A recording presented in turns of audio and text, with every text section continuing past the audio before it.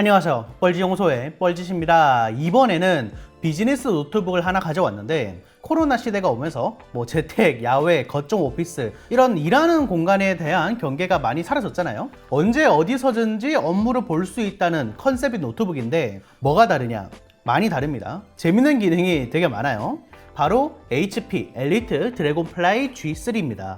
일단 디자인이 되게 심플하고 마감이 괜찮아요. HP 로고가 이제 고급 모델들은 이렇게 레터링 형식으로 되어 있는데 이게 진짜 예뻐요. HP를 이렇게 표현할 생각을 누가 했는지 꽤나 고급스러운 느낌으로 확실히 바뀌었습니다. 전반적인 디자인도 모든 모서리가 둥글둥글하게 되어 있고 측면, 후면 모두 보시면 되게 얇고 라운딩으로 다 처리가 되어 있죠. 흰지부 후면에는 드래곤플라이라고 작게 마킹이 되어 있네요. 이렇게 최대 180도로 열리고요. 얘 무게가 0.99kg 밖에 안 합니다. 크기도 작아서 이제 어디서나 놓고 다니기 괜찮죠. 들고 다니면서 언제 어디서든 업무를 볼 수 있게 휴대성에 신경을 썼다는 겁니다. 그 드라마 같은 데 보면 한 손에 노트북 들고 작업하는 사람들 있거든요. 저도 그랬었는데 이럴 때 약간 멋있게 쓰는 거죠. 저만 멋있다 생각하나요?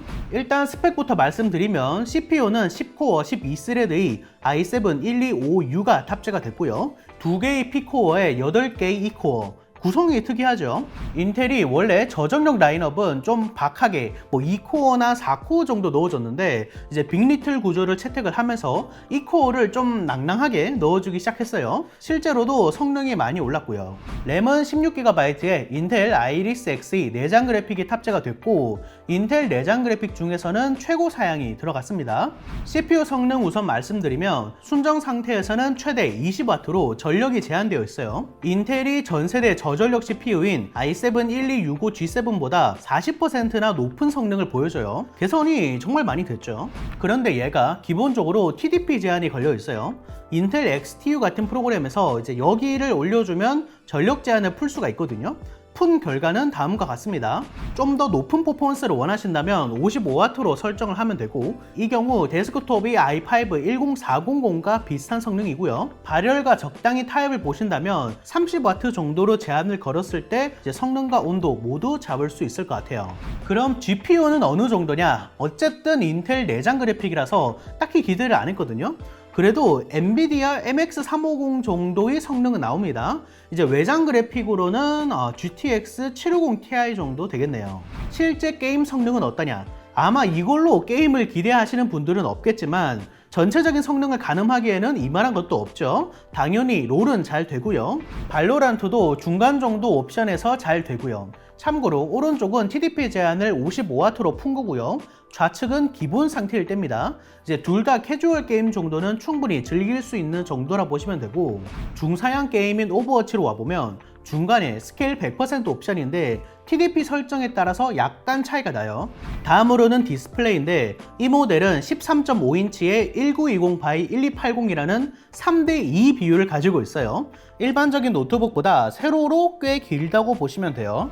그래서 웹서핑, 문서 작업, 특히 코딩에 특화가 되어 있고요. 개인적으로는 마음에 들었습니다. 이 세로 비율이 넓으니까 체감적으로 13.5인치보다 더 커 보여요. 이 디스플레이와 관련된 각종 보안 기능들이 들어가 있는데 가장 유명한 건 이거일 거예요. HP 슈어뷰라고 지금 제가 뭔가 작업을 이렇게 막 하고 있죠. 그런데 옆에서 지금 제가 뭐 하는지 다 보인단 말이에요. 그런데 슈어뷰를 켜면 옆에서는 거의 안 보이게 됩니다. 참고로 정면에서는 슈어뷰를 켠다고 해서 딱히 안 보이지는 않죠. 물론 이 기능을 켜면 이렇게 한층 어두워지긴 합니다. 제가 이 슈어뷰를 한 2년 전에 봤었는데 그때보다 지금이 품질이 더 괜찮네요. 그땐 이 화면 코팅 때문에 약간 울렁이는 그런 느낌이 있었는데 지금은 거의 없어졌어요. 다만 슈어뷰가 꺼진 상태에서도 시야각이 좁아지는 점은 참고하셔야 하고요. 참고로 슈어뷰가 없는 모델도 있는데 걔는 글레어 패널이니까 이 점 확인하시고요. 이외에도 여기 윈도우랑 연동이 되어 있는 HP 프리센스 어웨어라는 게 있어요. 보시면 지금 저랑 노트북 간의 거리가 실시간으로 얼마나 되는지 표시가 되고 있죠. 이거 좀 신기하더라고요. 되게 구체적으로 나온다. 이 정면에 있는 적외선 센서로 거리를 인식하는 거고 제가 만약에 자리를 떴다? 그럼 노트북이 알아서 윈도우를 잠금시켜줘요. 야, 대단하지 않아요?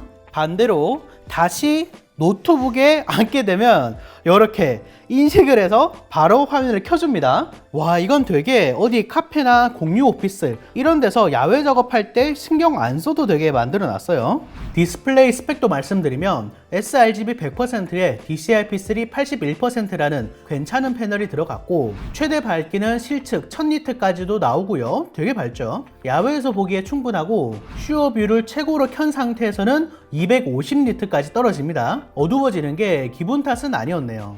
요즘은 어디 한 곳에서 고정을 하지 않은 업무가 많아졌는데 이제 그런 데에 최적화가 되어 있다? 신경을 좀 많이 썼더라고요. 일단 여기 옆에 슬롯, 이거 유심 슬롯입니다. 무려 5G까지 지원을 해요. 그래서 지금 와이파이가 연결이 안 되어 있는 상태인데도 유심히 데이터로 인터넷을 하고 있는 거죠. 이거 속도가 어느 정도 나오는지까지 확인을 해보면 다운로드가 거의 100메가까지도 나옵니다. LTE 유심인데 이 정도면 웹서핑 정도는 충분하죠. 거기에 밀스펙 인증을 받았는데 이 밀스펙 항목이 수십 가지거든요. 거기서 낙하 테스트를 포함해서 19개 항목을 통과했다고 해요. 뭐 그만큼 튼튼한데 자신이 있다는 거겠죠. 또 요즘 살균 물티슈 이런 거 있잖아요. 그런 걸로 노트북 닦으면 부식될 수도 있다고 하더라고요. 뭐 그런데 그런 걸로 닦아도 괜찮고 심지어 어떤 것도 있는지 아세요? HP 이지 클린이라고 잠금을 누르면 2분 동안 일시적으로 뭐 화면, 키보드, 터치패드 인식을 막아서 이제 그 사이에 닦으라는, 아니 이걸 프로그램까지? 되게 진심이죠. 그래서 노트북을 들고 다니면서 언제 어디서든지 일을 하시는 분들에게 적합하다는 거죠. 근데 야외에서는 해킹, 뭐 뒤에서 보거나 이럴 수 있으니까 그런 걸 방지하는 기술을 넣고요. 야, 요거 말 되죠? 보안 기능이 몇 개 더 있는데 HP 슈어 클릭 시큐어 브라우저라는 게 있어요. 이게 뭔지 봤더니 이제 그냥 크로미움 기반이 자체 브라우저예요. 크롬이 크로미움 기반인 거 아시죠? 개인정보 같은 게 안 남게 트래커나 이런 걸 다 비활성화 시킨 건데, 와, 이렇게까지 한다고? 이외에도 자체적인 바이러스 감지 솔루션들이 있는데 HP 슈어 센스라는 딥러닝 기반의 백신, 윈도우 프로세서 공격을 차단하는 HP 슈어 런, HP 슈어 스타트도 있는데 바이오스 단에서도 바이러스가 걸릴 수 있어요. 그래서 바이오스를 변조하면 바로 잡아내는 거죠. PC 사용의 모든 단계를 보호해주는데 이렇게까지 하는 비즈니스 노트북은 HP밖에 없긴 해요. 그리고 당연히 다 제품을 구매하면 무료로 포함이 되어 있는 거고, 이제 백신 프로그램만으로는 못하고 PC 제조사가 가능한 하드웨어적인 보안을 담았다는 데서 확실히 이 정도는 해야지 컨셉이 확실한 것 같아요. 그럼 전반적인 사용성은 어떠냐? 잘 만들었어요.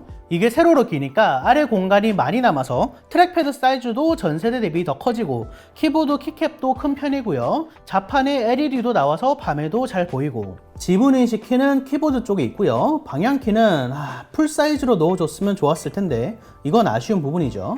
그래도 HP 프리미엄 노트북 라인업이기 때문에 전반적으로 고급스러운 편이고요. 중요한 핫키들은 다 위에 배치가 되어 있고 카메라, 마이크, 킬 스위치도 이제 따로 LED로 표시가 되기 때문에 이 부분도 마음에 들고요. 이 두께 때문에 포트가 좀 재밌는데 측면에는 풀사이즈 HDMI, 유심 슬롯, 썬더볼트 4 단자가 있고요. 반대쪽엔 3.5파이 오디오, 그리고 이건 USB 타입 A 포트입니다.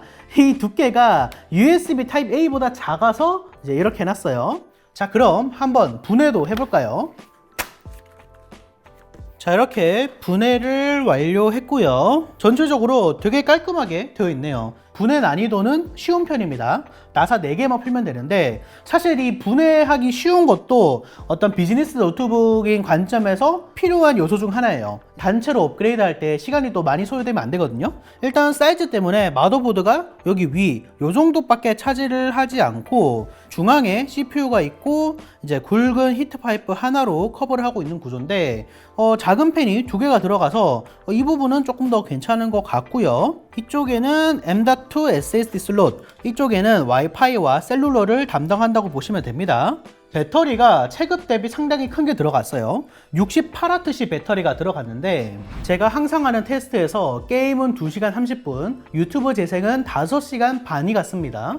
이거 상당히 오래 갔어요. 화면이 작아서 그런지 배터리 소모량이 적나 봐요. 거기다 USB PD 고속 충전도 되기 때문에 30분만 꽂으면 50%까지 차더라고요.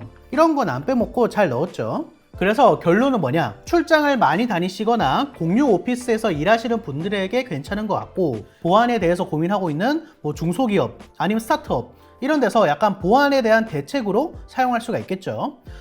자잘자잘하게 아쉬운 부분들은 있지만 크리티컬하다고는 생각이 들진 않고요. 가격이 조금 비싼 편인데 사실 대부분 소프트웨어 값이라 생각을 해야겠죠. 업무 환경에 꼭 필요한 사람들이 또 있으니까요. 거기다가 폼팩터 자체가 특이하기 때문에 한번 마음에 들면 계속 선호할 수밖에 없는 제품이에요.